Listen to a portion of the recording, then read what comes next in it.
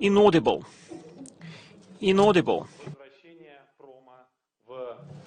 Welcome to the cities of making. Should cities become centers of industrialization again? It has become a maxima of the recent years that at the moment we are witnessing revitalization of the cities to accommodate for the current industries, creative industries, public or business industries. And very often the territories are offered for residential building. But judging by the European experience and judging by certain projects in Moscow, we see that we can speak about the launch of a new wave, a wave related to the fact that manufacturing is back to the megacities. For instance, it is following the rationale of setting up technological hubs. The manufacturing which would be integrated with logistics and R&D, and very often it would be integrated into the education. It makes totally new facilities in the city, and this is something which I'd like to discuss with our today's remarkable speakers. But prior to introducing them to them, I'd like to say a few words about Moscow. It's very important to note that according to the Industrial Development Agency of Moscow, at the moment, some tax benefits are offered for the so-called industrial facilities, which are inclusive of manufacturing and R&D institutions. For instance, a free economic zone has been set up, and probably you are familiar with it. This is the so-called Moskva Technopolis, which develops small and medium-sized enterprises which are integrated with the research. It means that we can call them innovative. Besides, for instance, last year, Moscow launched the so-called Bank of Technologies, which are supporting the enterprises in transition to a new level of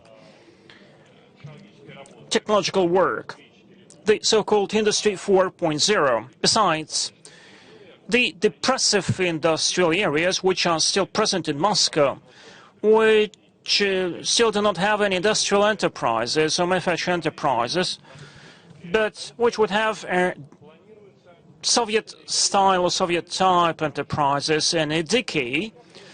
But these areas still may retain their manufacturing function. Residential, commercial houses and building remain the function which actually is a priority for the industrial zones. Today, with the participants, we're going to discuss that topic. First of all, Adrian Hill, who is the coordinator of Cities of Making project, who analyzed the state-of-the-art tendencies in the area of revitalizing the industrial areas with a focus on 3 cities, London, Brussels, and Rotterdam. Gleb Vitkov, Director of Faculty of Urban and Regional Development, High School of Economics University, who, better than anyone else, knows the front lines of urban development. Tatiana Guk, Director from Institute of the General Plan or Master Plan of Moscow, who is working on the urban development of the city, including the industrial zone development. And last but not least, Tatiana Polidi, Executive Director of the Institute for Urban Economics, who is developing certain sensors which have to be input into the cities. Adrian Hill will have 12 minutes for the contribution. Just as the trendsetter, he will highlight the new tendencies for the development of industries in big cities. This is what is going on in Europe, and he will convey the results of his research. And other colleagues will have 7 to 8 minutes for their inputs, for their contributions. And after that, we will have a free-flow discussion. Adrian, can you hear us? Inaudible. Inaudible. Adrian, we cannot hear you. Adrian, unmute your microphone. Adrian, good morning. We can hear you very well. Adrian, I've already made some introduction to an interesting research project which you have been developing for 2.5 years as a coordinator. Can you tell us a few words about the results, the outcomes and lessons of that project? 1 year you learned about revitalizing the industrial zones in 3 so different cities of Europe with different history, cities of different scale. Over to you. Hello, good morning. I'm sorry, my Russian is very very poor, so I haven't managed to follow all the introduction. But I hope that I can present a little bit of the background on a couple of projects that I've been working on regarding manufacturing and production in cities. So I'm hopefully this will be a useful introduction, at least from a European perspective. Yeah, it's production and manufacturing and industrial land has become a hot topic for medium and particularly large metropolises. So cities with a market-driven real estate sector are gentrifying industrial land to expand housing, public space, and office space, while there are other cities that are prioritising the circular economy or technical innovation, looking for accessible jobs, and reserving space for foundational activities such as food, construction, utilities or repair, and which are starting to protect real estate.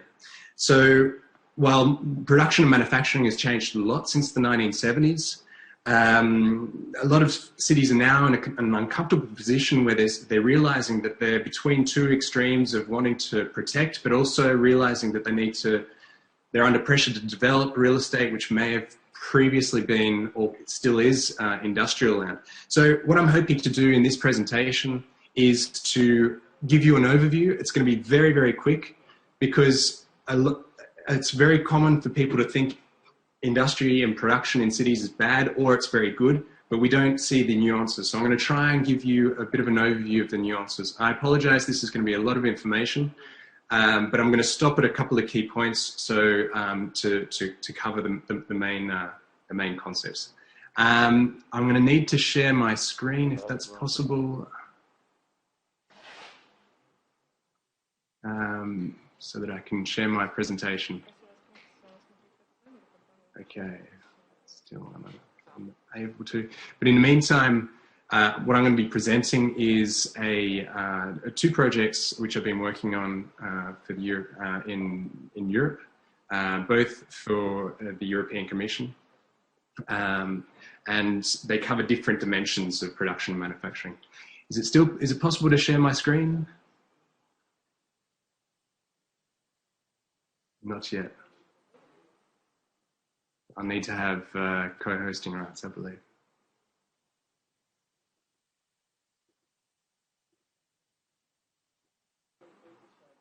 No, I still can't share my screen. Adrian. Yes. Adrian. Try to start without presentation, and I hope that these co-hosting rights would be delegated to you right now. Share my workspace. Okay. No, I need screen sharing rights.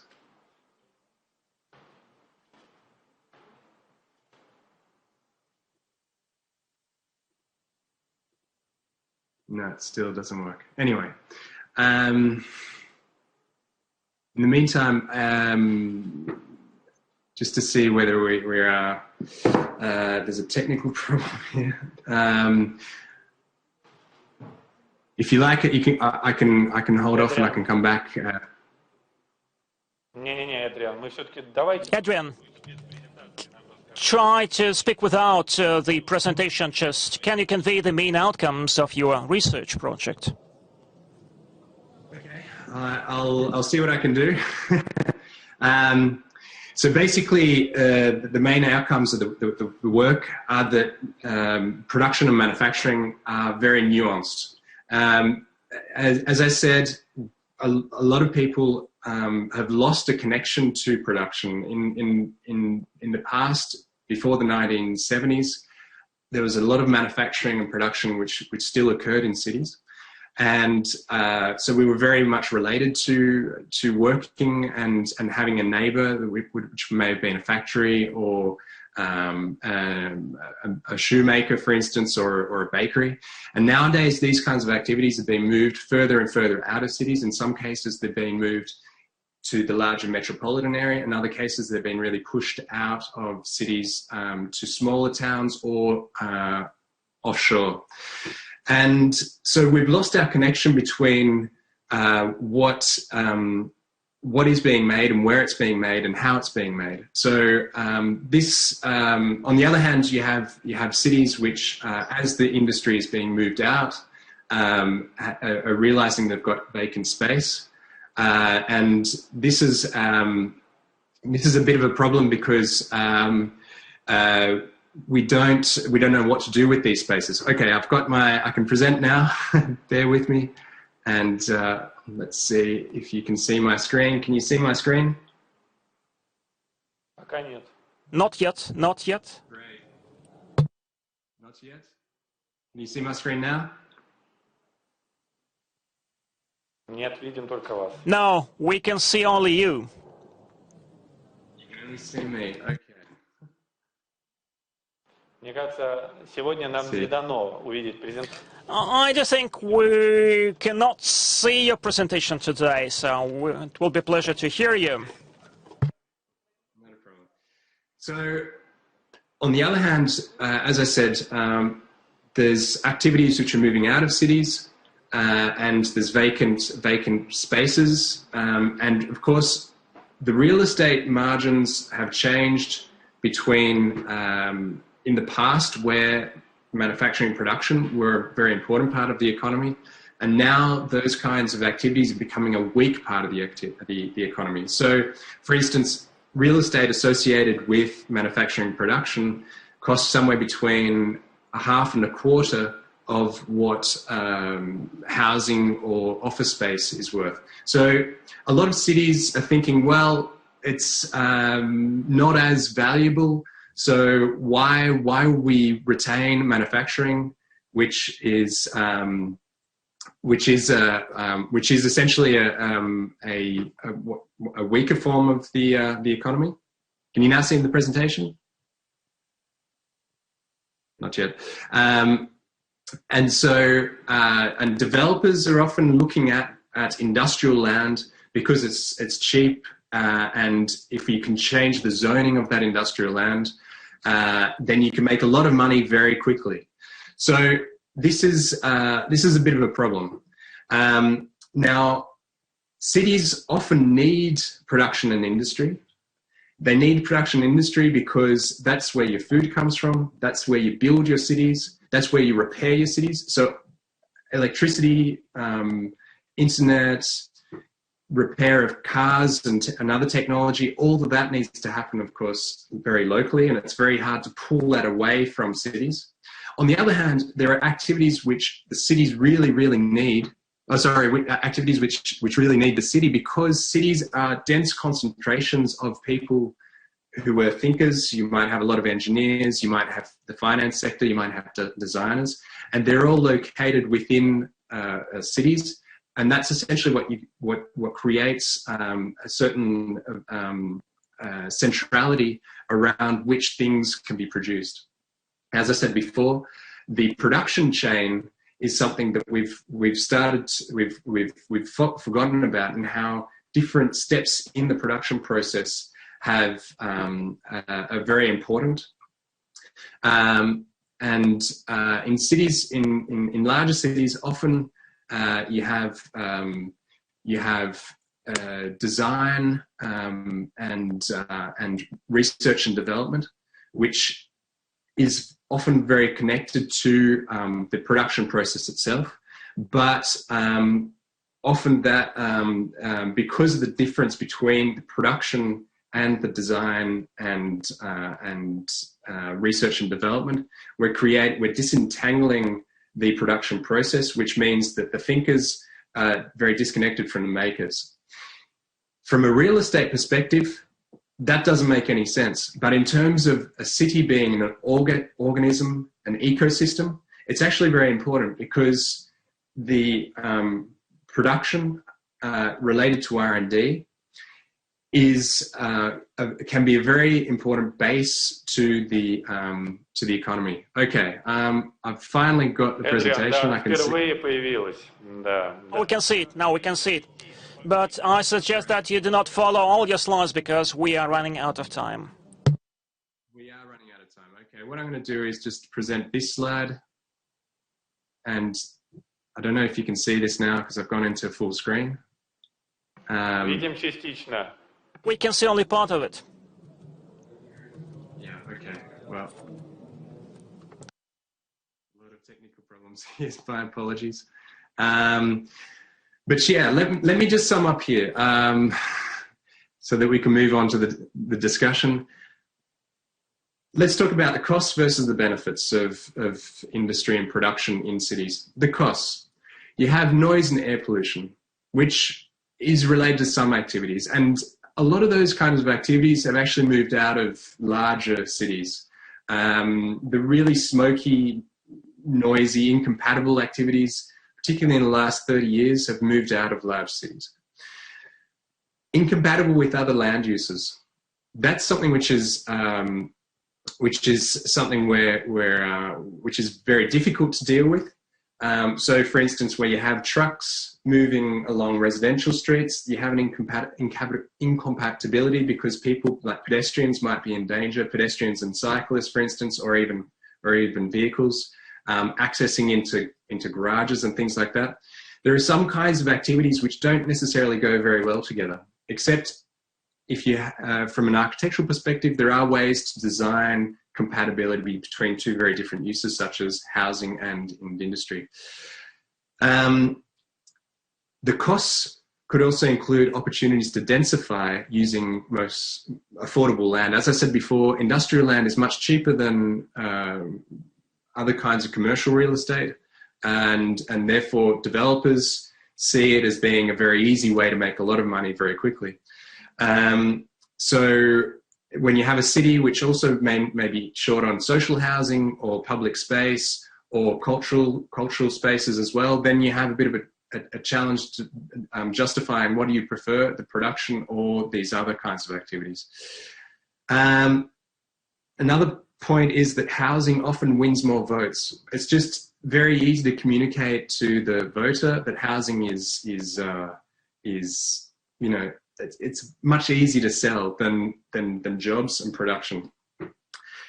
Housing provides shorter term return. So that's from a political perspective is very attractive, whereas manufacturing and production, it's a much longer term story.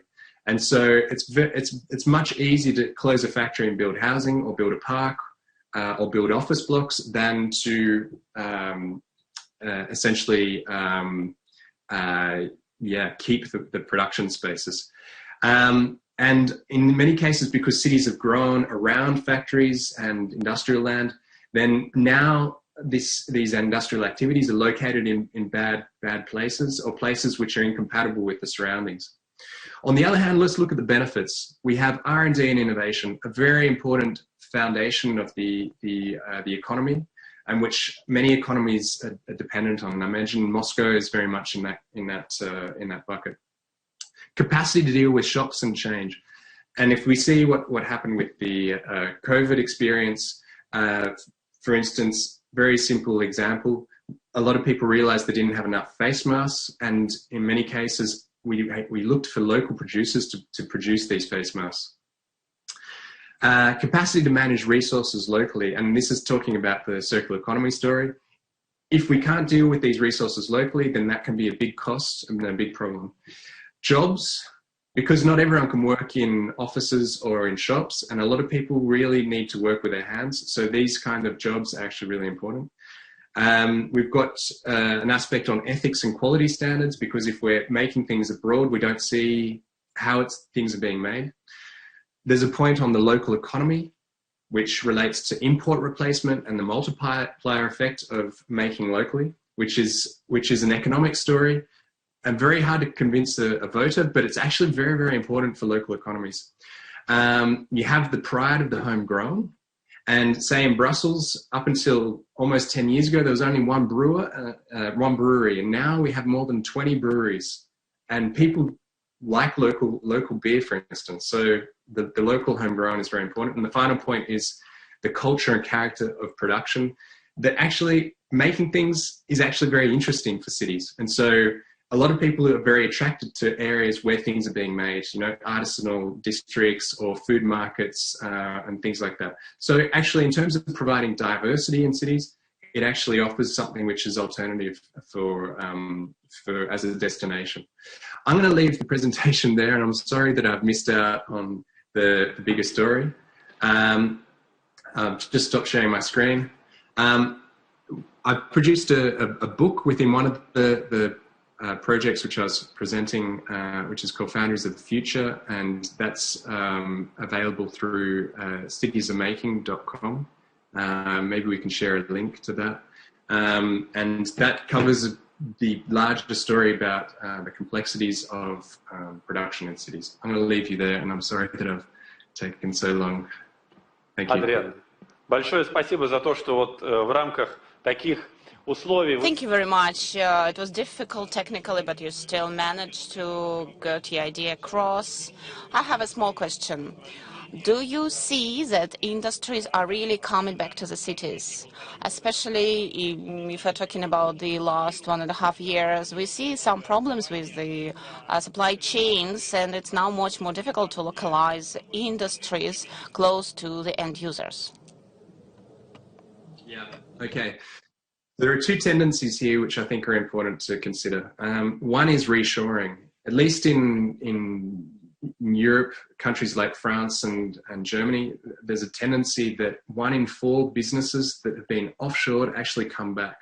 And where do they come back? In some cases, they come back to larger cities if they're related to very high-tech activities. But in many cases, they go back. They come back, but they get connected to smaller cities. Why? Because smaller cities are often have a cheaper access to manual labor, more affordable lands, but then smaller cities are also very connected to larger cities. Is production coming back? It is coming back, but it's coming back differently. So we no longer have big production spaces. We no longer have factories connected to cities making cars, for instance, which is not what we had in the past. What we're having now is we're having production spaces which are very small, could be anything from 20 meters to say 500 square meters. And the problem there is that these kind of activities are very connected to services. And so it's very hard to distinguish between what is production and what is service. And so that's where it gets very confusing from a statistical perspective. So we don't actually know how businesses are working. And so the question of what is actually coming back is Адриан, у нас very hard. лимит по времени, прошу прощения. Fortunately, we are limited for time. Could you please come back to your conclusions? Yes. So I'd say it is coming back, but in a very different way.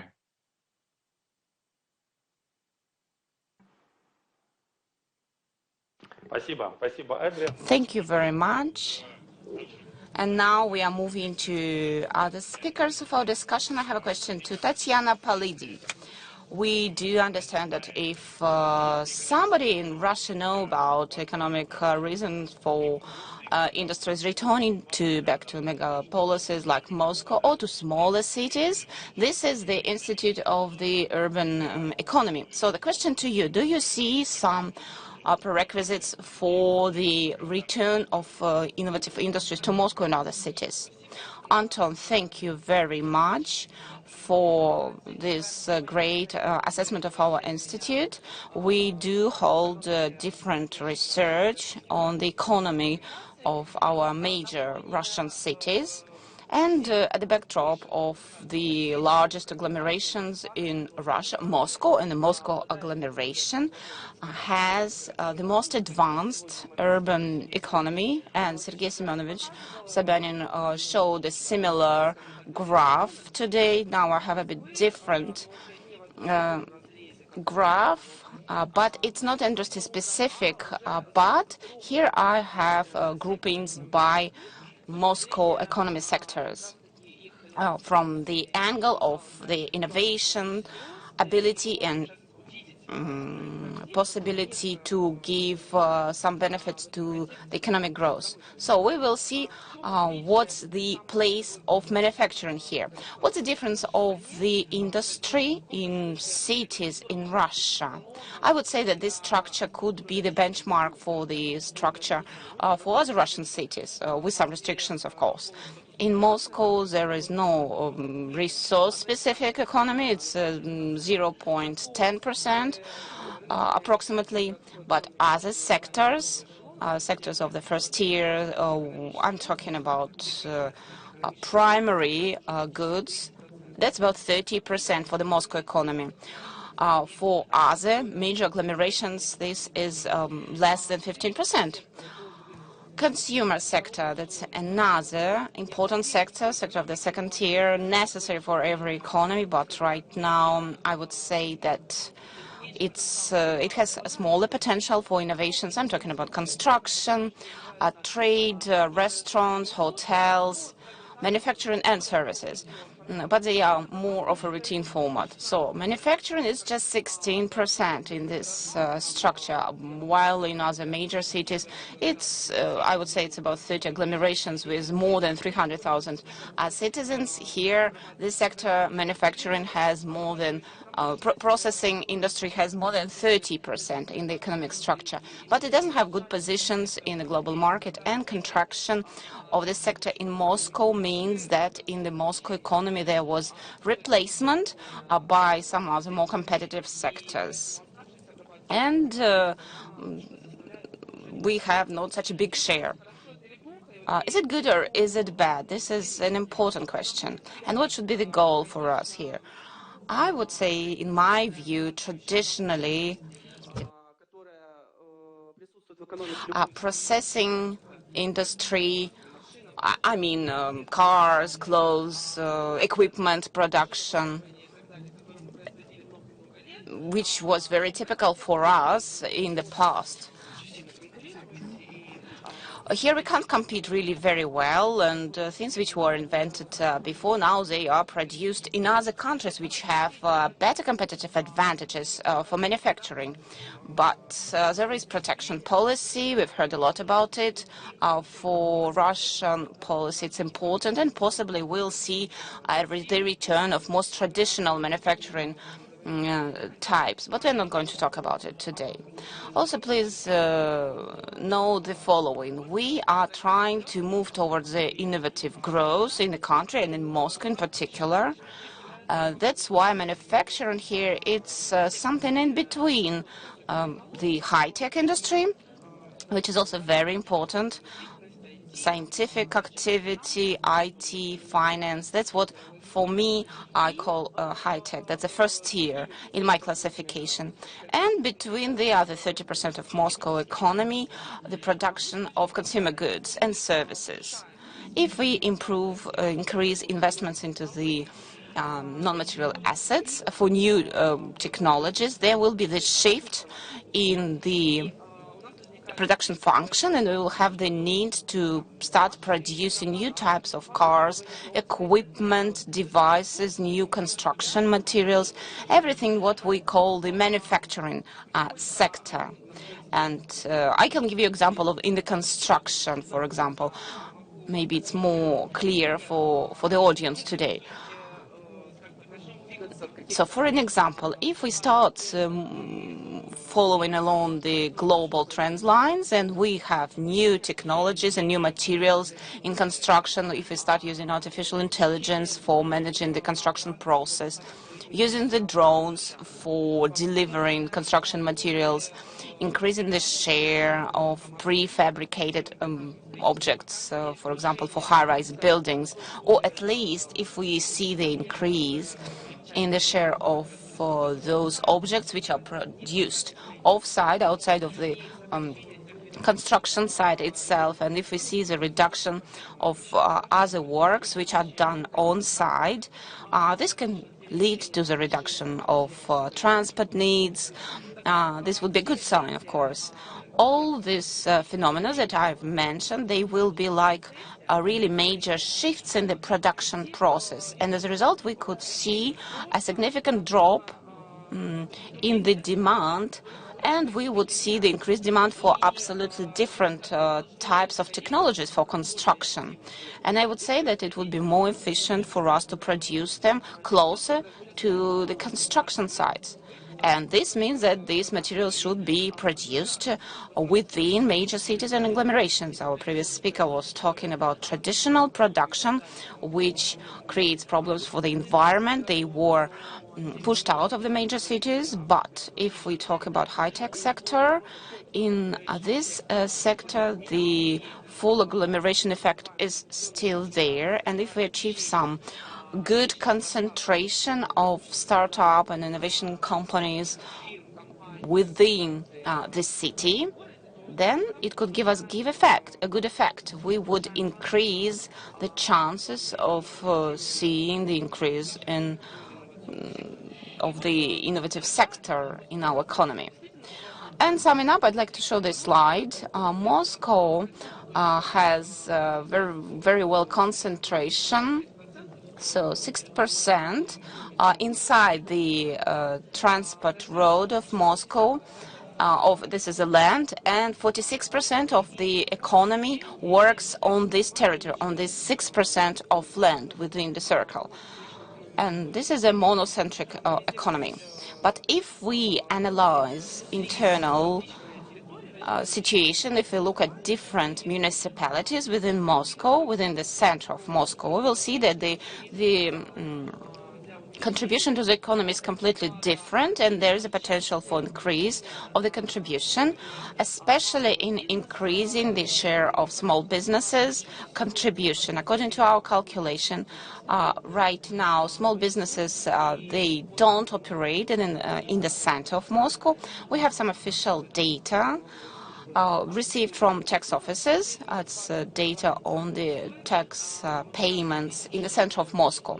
This data demonstrates that small businesses are located on the periphery, closer to the third transport road, outside of the city, and even more often outside of the third transport road. And in my view, we've seen the reduction in demand for office spaces as a result of pandemic, and I think this trend is here to stay with us. The center of Moscow is really very favorable for businesses and for residential buildings. That's why I think the city of Moscow should think additionally about developing technoparks in the center of Moscow. And the city of Moscow could use the strategy of more fair distribution of startup companies throughout the center of the city. It would be a good idea to make the center of Moscow more attractive for small businesses. I could dwell on this much longer. Maybe we'll talk about it during the discussion. We can spend 30 more seconds, and I would ask you a question. Do you understand correctly that since now we have only the industry, which is critically important for other industries of the economy, only such businesses are within the center, within Moscow? Or where is demand going to come from? From outside? Or how is it going to change? Which will be the phenomena which will lead to the changes? My answer, I'm an economist, I can't give you a very clear answer. Everything is complex here. The growth could be really spontaneous. So this can happen in any place. Potentially there should be a demand, like logically thinking. Okay, if there is a demand for drones, for construction materials, we will start producing drones, theoretically. But in reality, everything is much more complex.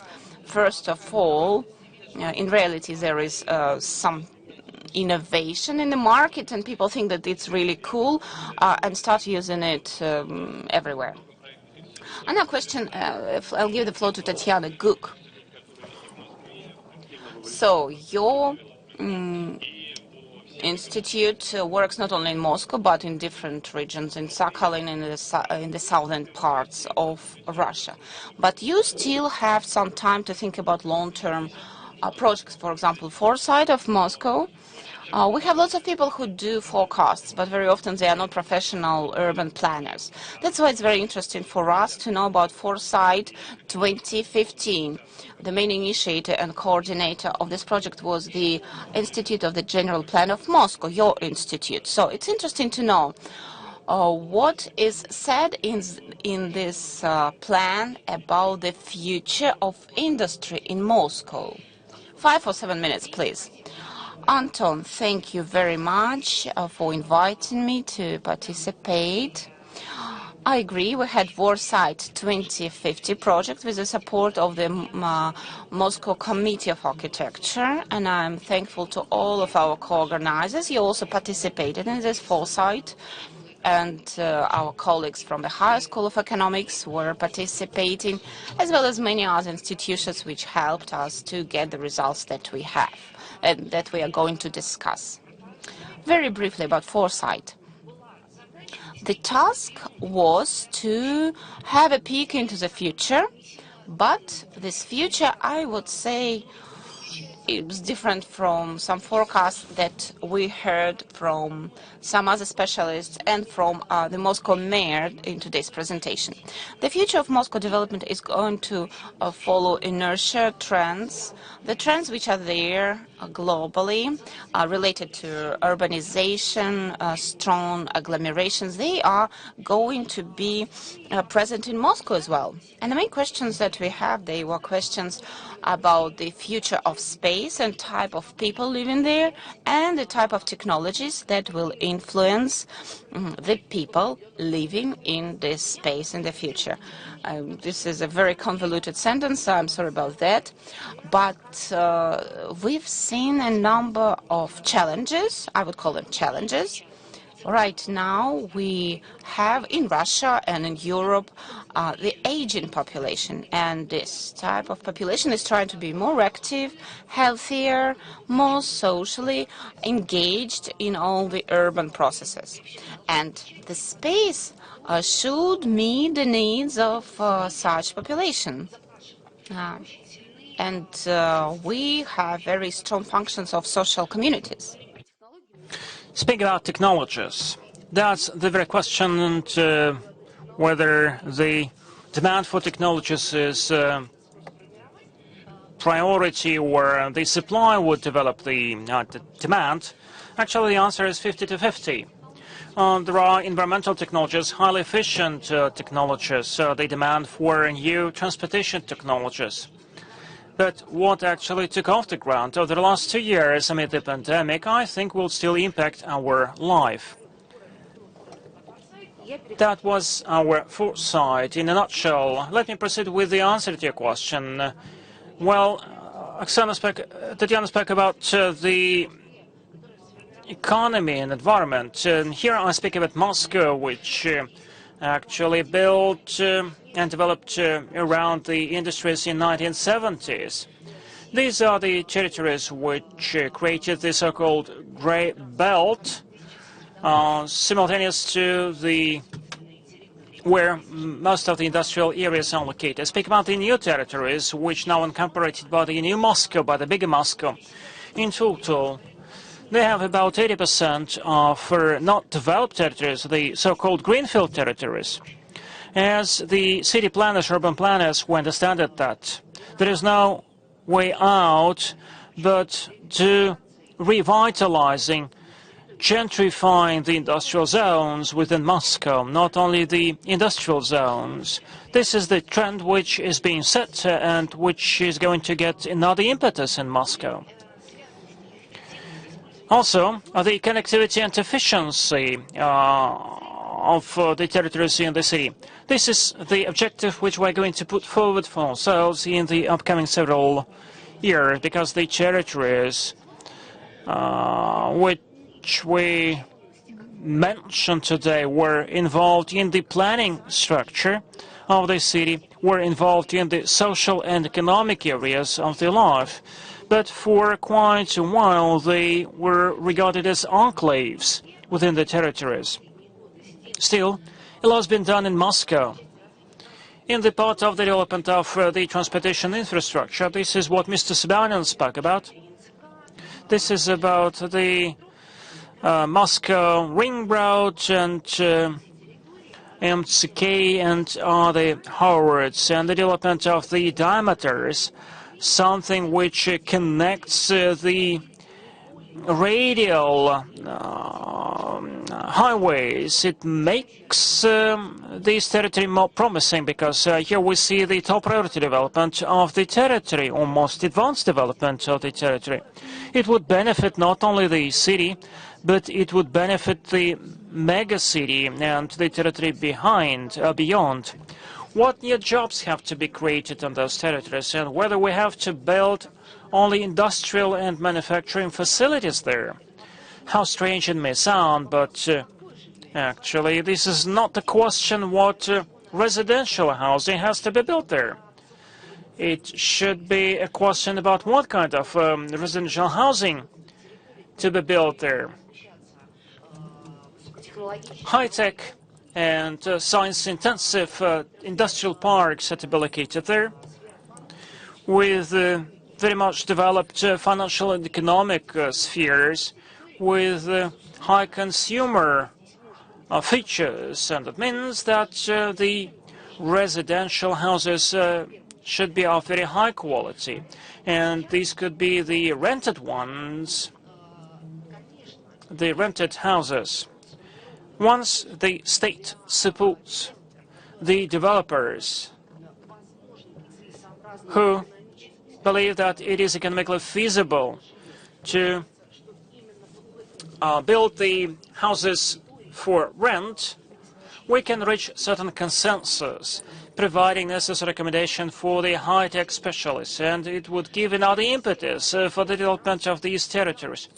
Transport, social sphere, and other spheres are clearly very important, and the city until 2050 would be the territory which would offer cultural and social programs for offline communication. This is how I would put it. And the high-quality communication would be possible only within cities. Therefore, the revitalized territories should offer the multifunctionality. We have to use this land more efficiently. Further on, we're going to speak about better density.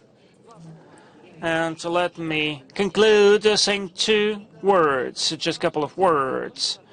Something which is very important, which Tatiana has already mentioned. We realize that we have to do something about the outdated, dilapidated houses. First of all, this is about the recycling of wastes and building of new, demolition of the old buildings, drones, which is being used for transportation, and recycling of wastes. This would help us to invest into the new industries, into the new production. I have more slides, but probably will cover them within the framework of the free-flow discussion. Do I understand you correctly that the future belongs to the polyfunctional districts, where environmentally friendly and territorially efficient and robotized industries, something which would be integrated with the residential functions and cultural functions with no visual divides. Am I right? Yes, you're right, but at the same time, there can be some clusters. There is such a trend about Moskva, Alavushovo technopolises. These territories, enclaves, are being built in Moscow, and this is not a contradiction. These are two simultaneous trends. Gleb, over to you. You represent the High School of Education. You have lots of international projects. What takeaways from international experience you can share with us? You're working not only in Moscow but in other regions of Russia. What is applicable to Russia and what is applicable to Moscow in particular? Thank you so much, Anton. Thank you for your brilliant presentations, and I will react to every presentation because we have a lot to share. It was a privilege for us to be a part of the team which prepared Foresight Moscow 2050. It was another opportunity for our professors, of our faculty members, to generalize, to aggregate the international experience. Let me confirm what Anton has just said. The modern manufacturing is of a totally different scale, different territories, different requirements in terms of environment, and different automation. Therefore, there is lots of European examples and cases quite well known. Sometimes they may be provocative. For instance, in Spitlau incinerator located in the downtown of Vienna, and recreational territories located on the roof of high-risers in Copenhagen. It is being used for offices, for storage, for production. At the same time, this is a type of the production and manufacturing which would be typical for everyone. But let me deep dive into some nuances related to the development of industry, and which would be crucial for Russia and for Europe, for the rest of the world. Very often we hear that one of the types of production can actually be spawned by campuses, by universities, by academia. And really, the new type of manufacturing is very sensitive to new technologies, basics of entrepreneurship, design and manufacturing. So the proximity of employers and R&D are crucial for that. Really, big cities have lots of big academia, big universities, and it would be quite reasonable to suggest that there will be lots of startups. But apart from regulatory impediments and cultural barriers, this is not true. The employers and the startups have to communicate, have to agree on how the projects of new types can be launched, how new products can be created and offered, how to make them more competitive. I think that we can focus on a Finnish example, Finnish case of Lahti, little university with a body of students of about 8,500, and the city is very small, is small compared to Moscow. It is unique in the sense that this is a university which was initiated and created on the basis of an outdated, obsolete furniture manufacturer. And this manufacturer was interested in renewing and upgrading their workforce, retaining the residents of that city, and therefore they initiated the search for new teachers and professors, so that altogether with the manufacturers they can act as tutors and offer apprenticeship for the students. And really, this university has become a center of gravity for the city. Let me get back to the trends. I understand that the manufacturing industry looks different from what it used to be. The supply chains, the value chains become longer. They're accompanied by other activities. To some extent, manufacturing has never left the cities. Manufacturing is just taking new shape. And some cities are specializing. I'm not sure where the multi-million strong population of Moscow can see some changes. Guangzhou, for instance, now specializing in assembling lots of products. In Moscow, the specialization may be different. But I think that specialization trend may be even more typical for the cities which are not so big as Moscow, and which can choose some specialization. And another trend which I can highlight. First of all, This is about the focus on innovations. Another good example of that would be a Danish city of Cannonburg. That's one of the recent examples of symbiosis of different companies. That due to mutual investment have created a single chain which are using the energy, the synergy, the water and the product. So this is a closed circuit chain, so to say. It has taken a shape and now act as a very good example as how you may bring lots of manufacturers within one contour, and this synergy may help them to bring down the costs and improve the healthcare for the local residents and improve the image. So this is about a social mission, which is clearly important for the modern manufacturing, which is located in the downtown of the city. New format of the manufacturing light industrial format. Adrian started speaking about that, and I would like to complement to that. This is about small areas, territories, just up to 1,000 square meters, different manufacturers and production sites. Customized production, which is closer to the sales market, which doesn't require setting up certain environmental restrictions or sanitation zones, which can be integrated into the residential areas.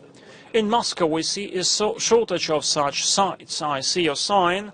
I'm going to conclude my remarks. There is a shortage of such sites because there are traditional manufacturing zones, and it is not very attractive to locate smaller production sites there. Therefore, I think that setting up such production sites would be very attractive in Moscow. Let me highlight one key problem for Russia. In order to make sure that any manufacturing in cities goes up, we have to use land more efficiently. And this is topical for the entrepreneurs and for municipal authorities to communicate to each other and to set up a framework to manage these assets. Only in that case we can achieve a synergy for the comprehensive transformation of the infrastructure. Thank you so much for your incentivizing speech, motivational, inspirational speech. But what can you suggest not only to Moscow but for Russia? When the big enterprises, which are more demanding in terms of the workforce, they probably can actually go into small and medium-sized cities, so that big cities have only the light industrial, or there is the other way around. Well, I said that there are different scenarios. There is no one-size-fits-all. We have different cities, and we inherit the old-style production sites, which are not very efficient. Therefore, I think that light industrial would be very efficient for the old territories with the dense location of the production sites. But at the same time, we need new directions, new ideas, new projects. I say that this question caused some interest. We have only 2 minutes left. What future do you see for the megacities of Russia with the population over several millions, when, for instance, big smelters were redeveloped and were just made into some commercial assets or residential houses? Well, actually, in Russia, there is no trend that big industries would leave the cities. Over the last 20 years, I would say that major enterprises are still located in the megacities, and Dmitriev made a research on that. So right now, what our foreign speakers are telling us is not very relevant for Russia. Still, big business is close to big cities. Well, I would say that the cities with a population over 300,000 people have about 30 to 40% of the manufacturing industry in the economy. Redevelopment is very typical for all the territories. This is not a silver bullet or a magic wand. Improving the quality of urban environment is related to redevelopment, and only economically successful cities can afford that with a high level of well-being and high economic growth. Redevelopment probably is desirable for all the cities, but this is not a question of the upcoming 30 to 50 years.